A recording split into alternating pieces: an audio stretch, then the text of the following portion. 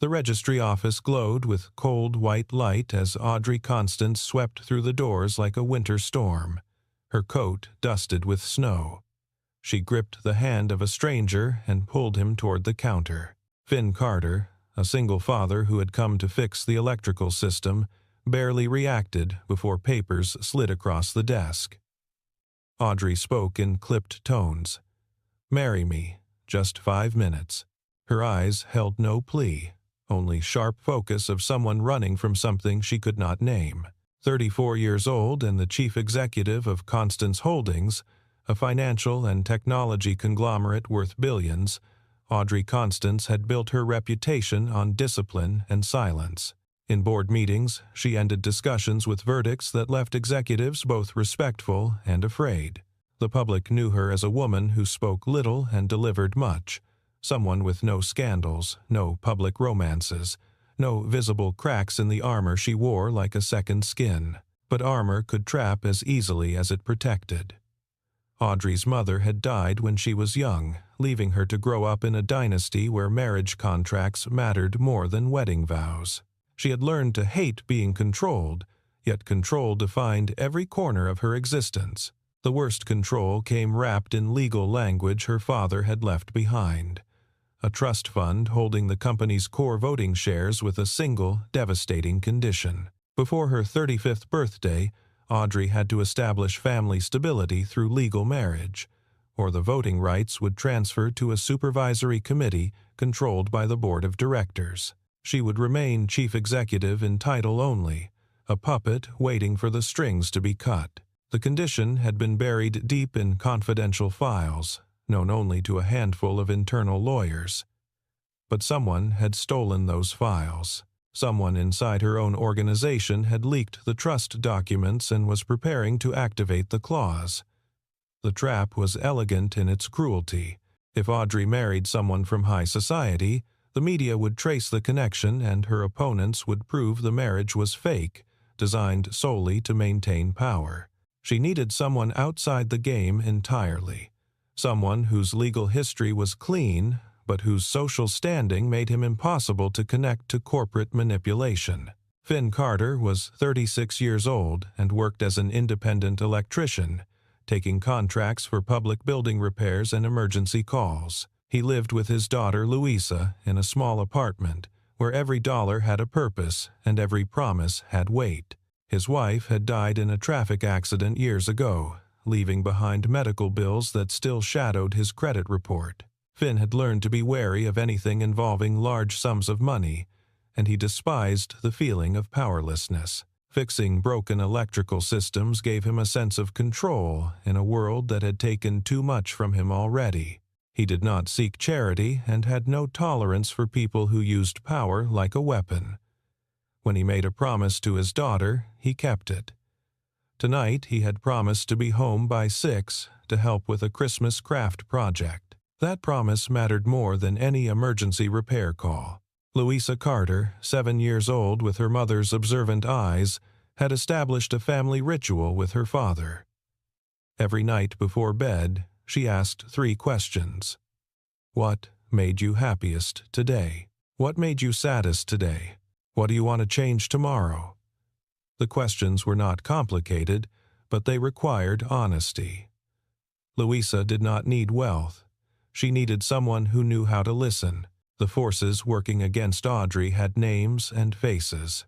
Clinton Hawthorne chaired the board of directors with polished manners that concealed a hunger for control. He had spent years building networks among shareholders, lawyers, and media contacts, all positioned to seize the voting rights Audrey was about to lose.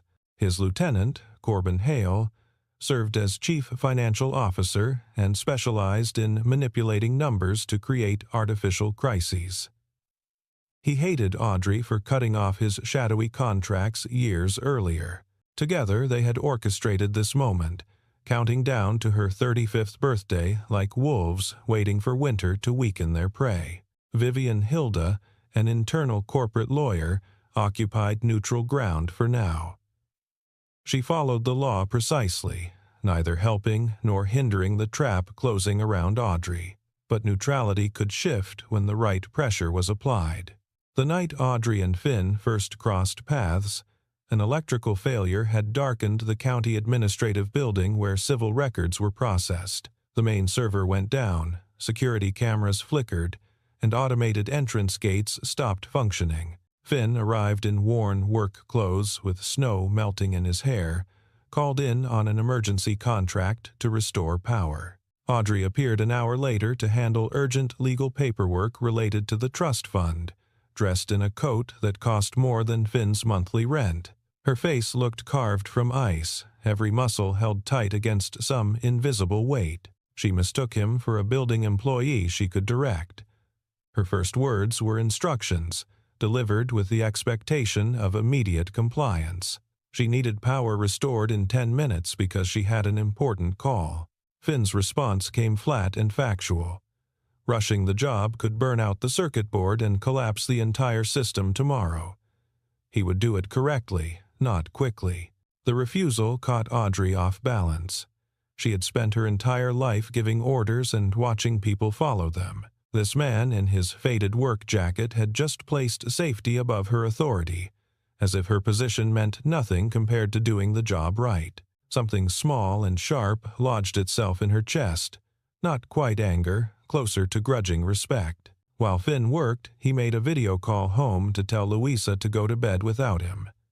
His daughter's face filled the small screen, and she asked her 3 questions in a voice still soft with childhood. Finn answered honestly, his fatigue visible but his tone gentle. "When did you feel happiest today? When the school called to say you got an A on your science project. When did you feel saddest?" "Right now, because I am not there to read with you." "What do you want to change tomorrow?" "I want to finish work faster so we have more time together." Audrey heard the conversation from 10 feet away. She did not understand how a man this exhausted could still speak with such warmth, how he could be so present in his answers. Envy touched her briefly, a feeling she refused to name. Before leaving, Audrey glanced at the contractor badge clipped to Finn's tool bag. She did not thank him. Instead, she issued a statement that sounded like a command. "If I call again, you prioritize my requests." Finn nodded without promising anything. Audrey walked out into the snow, carrying his name in her mind like a coin she might need to spend later. 3 weeks later, the emergency board meeting felt less like corporate governance and more like an execution. The conference room stretched long and narrow, its windows overlooking a city wrapped in winter gray. Clinton Hawthorne called the session under the guise of addressing governance, risks, and leadership stability. He spoke in careful language about Audrey's private life, creating shareholder concerns, letting the implications hang in the air without explicit accusation. Every word sounded reasonable on the surface, but underneath ran the current of a threat.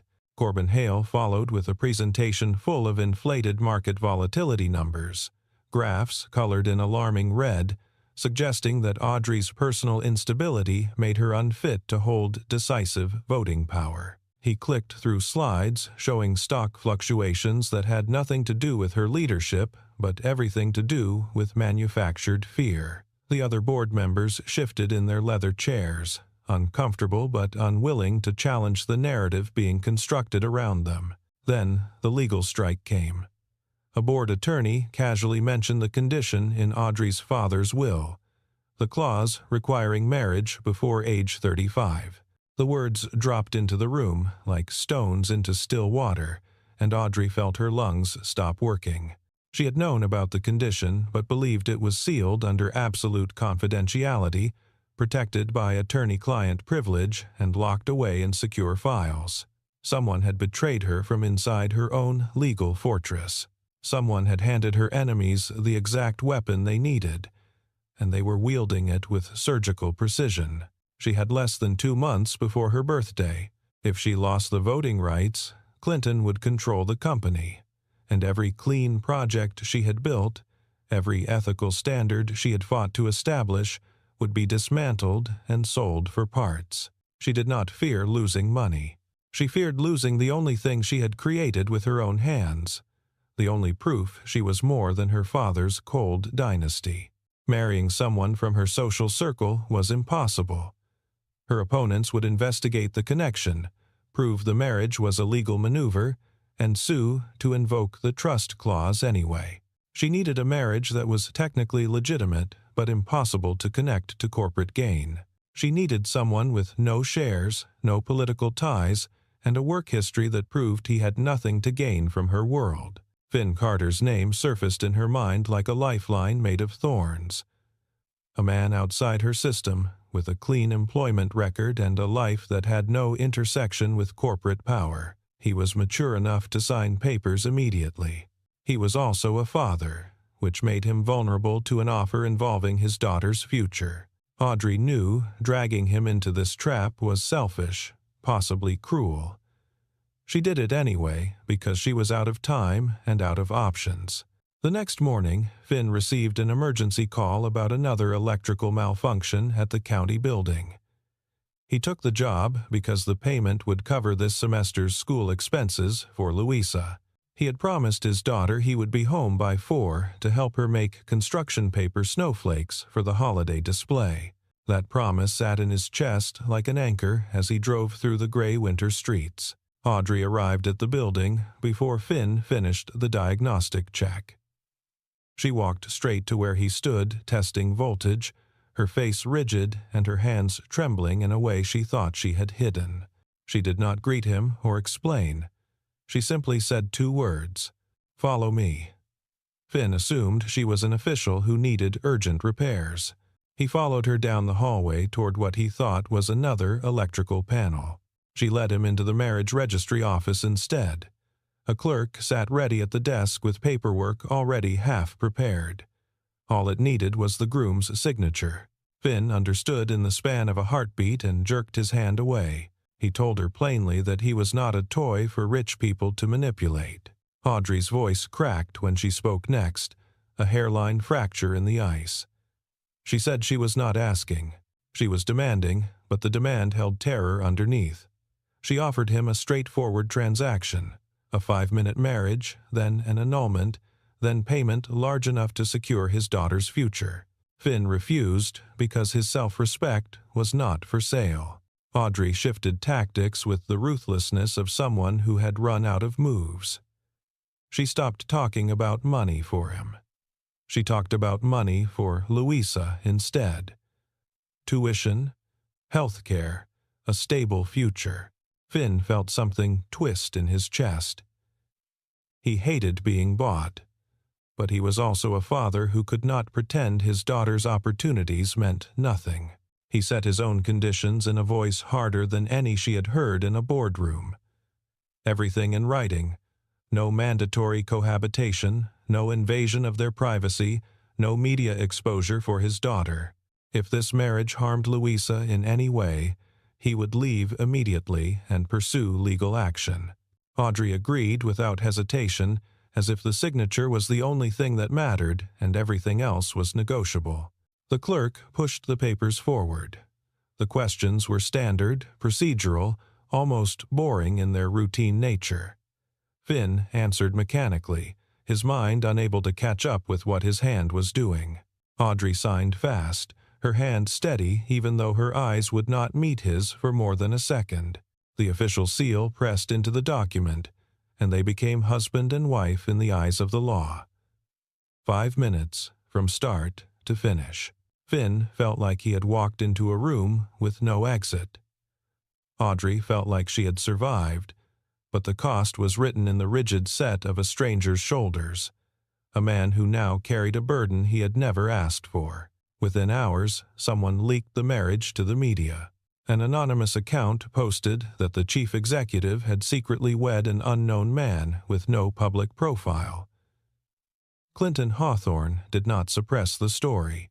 He amplified it, letting gossip and speculation spread like infection through financial news sites and social platforms. Corbin Hale planted suggestions in strategic ears, hinting that the marriage was a desperate legal maneuver to retain control. Finn's apartment building filled with curious neighbors and strangers with cameras.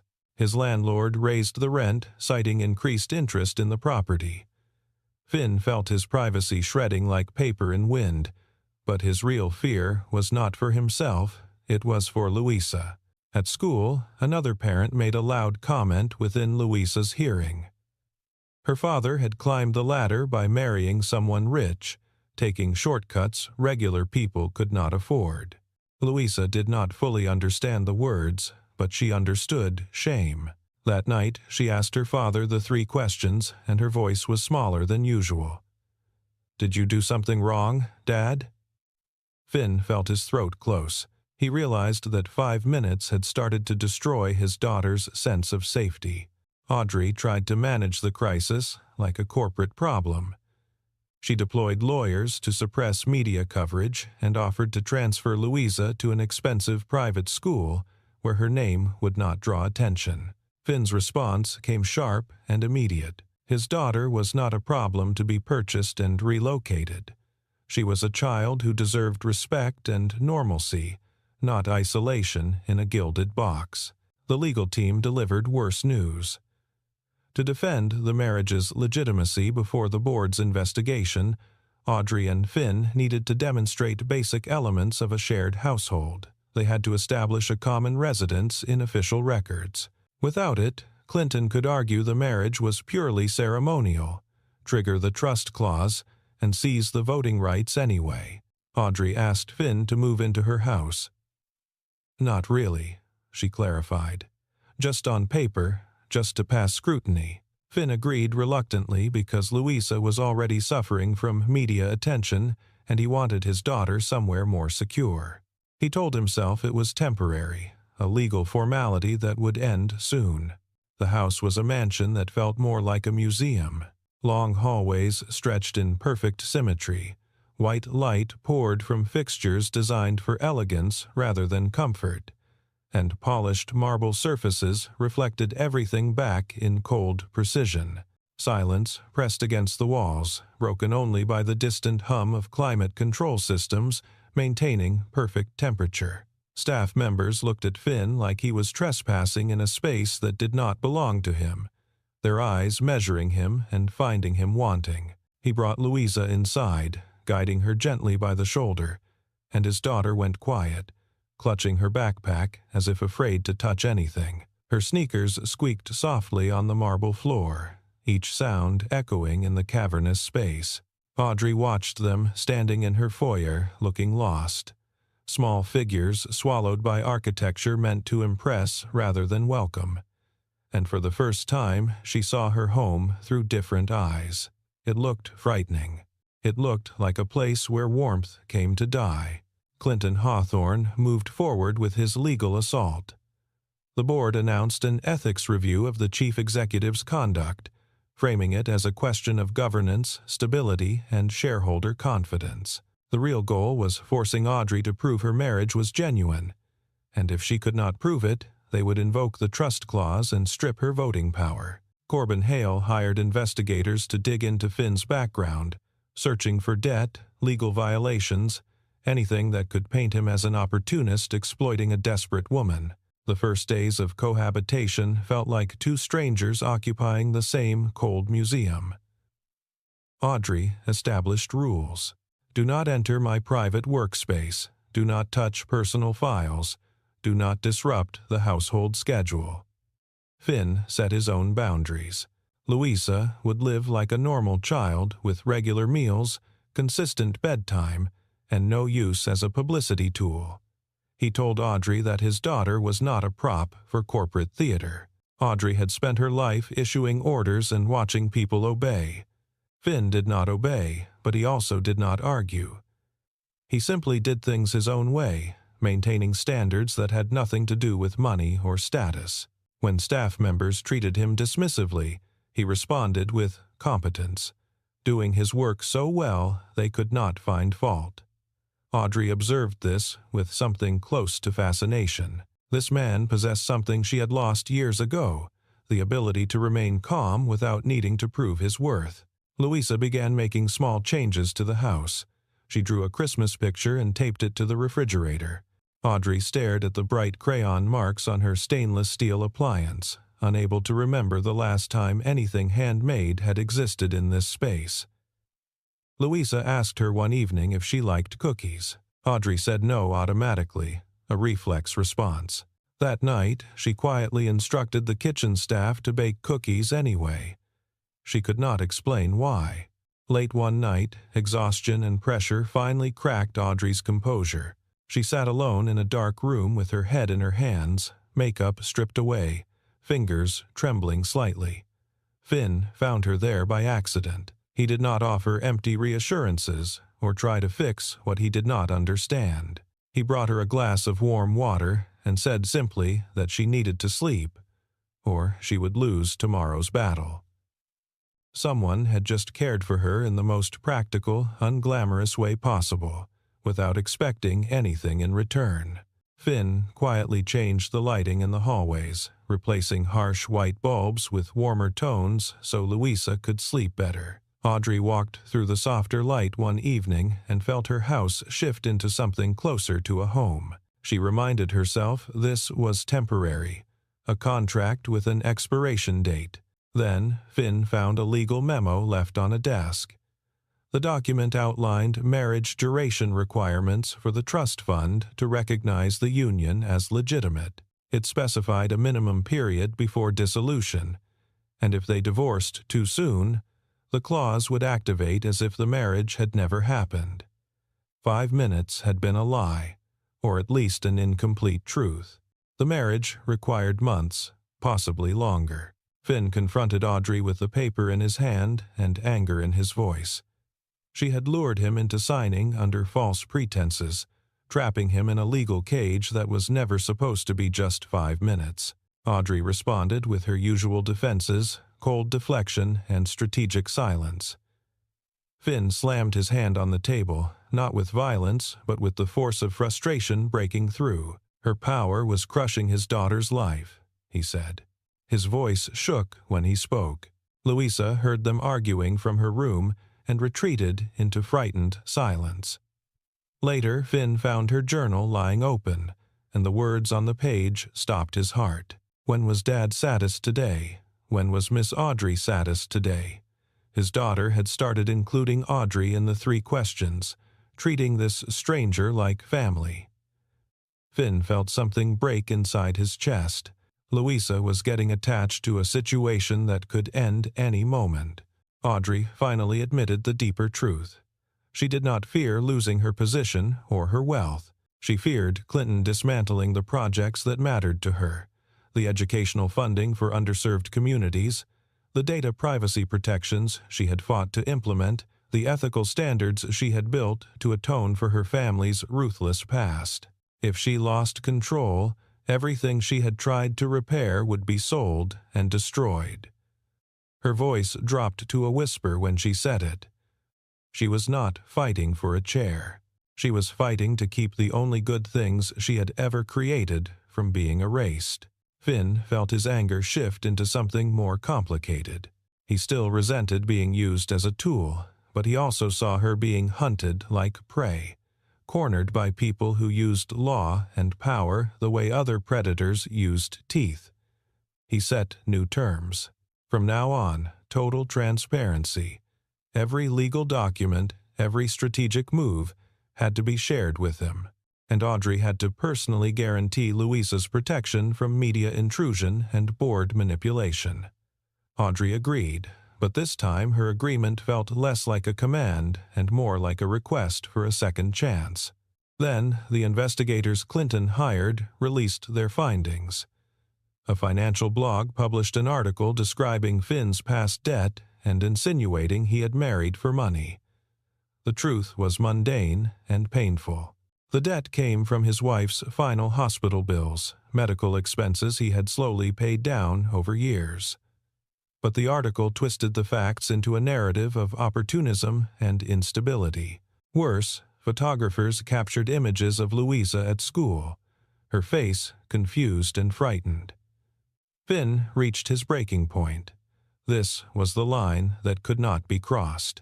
But something else emerged in the research. Audrey's legal team uncovered records showing Finn had once worked as a senior electrical systems technician for a major infrastructure company. He had been excellent at his job until he reported safety violations in a project cutting costs by using substandard wiring. The report led to a worksite accident being prevented, but it also led to Finn being forced out of the industry through blacklisting and pressure. He had lost his career because he refused to stay silent about something dangerous. Audrey understood then. Finn was not poor because he lacked skill or ambition. He was poor because he had paid the price for doing the right thing when no one with power wanted to hear it. He was like her in a way she had not expected. Someone fighting against a system designed to crush integrity. Vivian Hilda, the neutral corporate lawyer, approached Audrey with a proposal. They could turn the board's investigation around by proving Clinton and Corbin had committed worse violations. Corporate manipulation, unauthorized access to sealed trust documents, financial reporting fraud. The law could cut both ways if wielded correctly.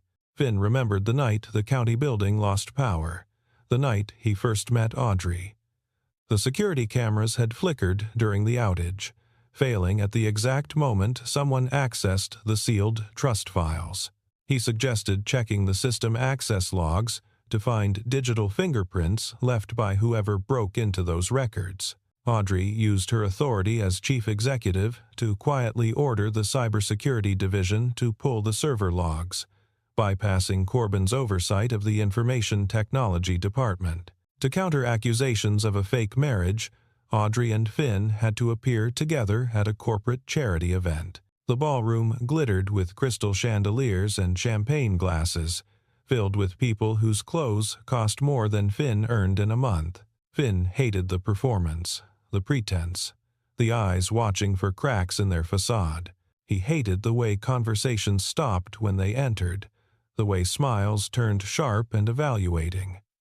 He went anyway because Audrey was facing this alone, and because Louisa needed stability. During the event, Clinton tried to trap them with pointed questions about their relationship, searching for inconsistencies that would expose them as frauds. He asked about how they met, what they loved about each other, when they knew it was real. The questions came wrapped in politeness, but carried the weight of interrogation. Finn did not deliver a rehearsed speech about love. He did not play the game Clinton wanted him to play. He simply took Audrey's hand when she wavered, his calloused fingers wrapping around hers with steady pressure, a small gesture of solidarity that said more than any words could convey. The room went silent, conversations fading into stillness as people watched. Audrey looked at Finn and felt something she had not experienced in years, something that made her chest ache with its unfamiliarity. She was not standing alone. She had someone beside her, not behind her or in front of her, but next to her, an equal choosing to stay when leaving would have been easier. The access logs revealed the truth. Unauthorized entry into the trust fund files had come from a device registered to the finance department. The intrusion happened on the same night the county building suffered its electrical failure, during the exact window when security systems were offline. Corbin Hale became the prime suspect, but a deeper examination showed the device had been used by someone in Clinton Hawthorne's inner circle, an assistant who reported directly to the board chairman. Clinton had orchestrated everything, not just to take Audrey's voting rights, but to seize control of the entire company. Audrey made a decision that surprised everyone, including herself. She did not want to keep her power through the trust fund's legal tricks anymore. She proposed a corporate restructuring to the shareholders, offering transparent distribution of voting rights that would eliminate the possibility of future manipulation. It was a risk. She was voluntarily giving up her inherited advantage to earn legitimacy through merit instead of bloodline. The board meeting that followed was tense and brutal. Clinton tried to deflect, but Vivian presented the evidence methodically. Unauthorized access to confidential files, manipulation of financial reports to create artificial instability, conspiracy to violate fiduciary duty. Finn contributed his own expertise, identifying fraudulent safety reports Corbin had filed to embezzle money from infrastructure projects. If the board pushed back, they would expose themselves as complicit in the fraud. Clinton Hawthorne and Corbin Hale found themselves on trial instead of Audrey. The board had no choice but to open an investigation into their conduct. The trap they had set snapped closed on them instead. In the quiet after the storm, Audrey asked Finn the question she had been avoiding. When this was over, when the legal requirements were satisfied and the board settled, would he leave? Her voice sounded smaller than it had ever been, stripped of the chief executive's certainty. Finn was silent for a long time. He was afraid of loving again, afraid of Louisa being hurt, afraid that the world of wealth and power would swallow them whole. But he also knew something had changed. Audrey was not the same person who had dragged him into the registry office. She had learned to say thank you, and I am sorry. She had started choosing transparency over control. Finn did not give her an expensive ring or a grand romantic speech. He handed her a small hair clip that Louisa had made by hand, decorated with glued sequins and uneven paint. Louisa had said that if Miss Audrey stayed, the house would feel warmer. Finn spoke quietly. He was not staying for money or status. He would stay if Audrey chose family the way she had learned to choose truth. Audrey nodded, tears slipping free for the first time in years. They were not tears of defeat, but tears of being understood. Clinton Hawthorne lost his position and faced legal investigation for corporate manipulation and breach of fiduciary duty. Corbin Hale was terminated and charged with financial fraud. The company entered a period of restructuring, more transparent and more ethical than it had been under her father's rule. Audrey kept the projects that mattered, the ones built on integrity instead of exploitation. She transformed the cold mansion into something warmer. The lighting changed, the kitchen started to smell like baking cookies, and the refrigerator held Louisa's crayon drawings instead of corporate calendars. Audrey learned to speak with less certainty and more honesty, to ask instead of demand, to admit when she did not know the answer. Finn returned to his field with dignity restored.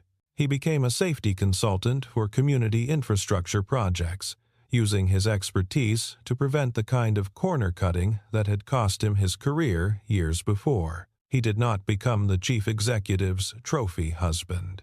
He remained Finn, the father who kept his promises and refused to bow to power. Louisa no longer faced teasing at school. She grew more confident, not because her family had money, but because her father had never bent. One winter evening, the three of them sat together in the living room that no longer felt like a museum. Louisa asked her 3 questions, but this time she asked both Audrey and Finn. When were you happiest today? When were you saddest today? What do you want to change tomorrow? Audrey answered softly. She had been happiest when someone called them a family. Finn took Audrey's hand, and this time it was not for cameras or board members or legal proof. It was a choice made freely, not in 5 desperate minutes, but across the slow accumulation of days when they had learned to stand together. 5 minutes in a registry office had created a contract, but the weeks of fighting beside each other, protecting each other, and choosing honesty over convenience had created something real. The coldest person in the room had never lacked a heart. She had simply never had anyone willing to stay long enough to help her thaw.